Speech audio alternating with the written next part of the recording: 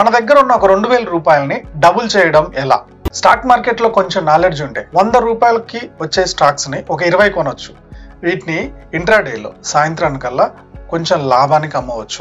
2000 రూపాయలకి కూరగాయలు కొని ఏదైనా ఒక అపార్ట్మెంట్ దగ్గర దాదాపుగా 2500 రూపాయలకి అమ్మొచ్చు. 2000 రూపాయల్లో నాటుకోడి గుడ్లు కొని లేదా దేశీయ ఆవు పాలు ఆర్గానిక్ ఆవు పాలని మనం అమ్మొచ్చు. దీని ద్వారా 3000 దాకా సంపాదించవచ్చు. 2000 రూపాయల్లో రైస్ బిర్యానీ సామాన్ కొని ఒక బిర్యానీ తయారు చేసి 50 ప్యాకెట్స్ దాన్ని ప్యాక్ చేసి 50 ప్యాకెట్స్ ని ఒక్కొక్కటి 100 రూపాయలకి అమ్మి దాదాపుగా 5000 రూపాయల లాభం తీసుకోవచ్చు.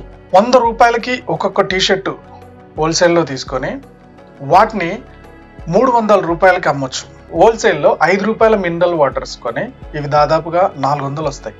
వీటిని కనుక అపార్ట్మెంట్స్లో ఒక్కొక్కటి 20 రూపీస్కి అమ్మినా సరే దాదాపుగా 8000 సంపాదించవచ్చు.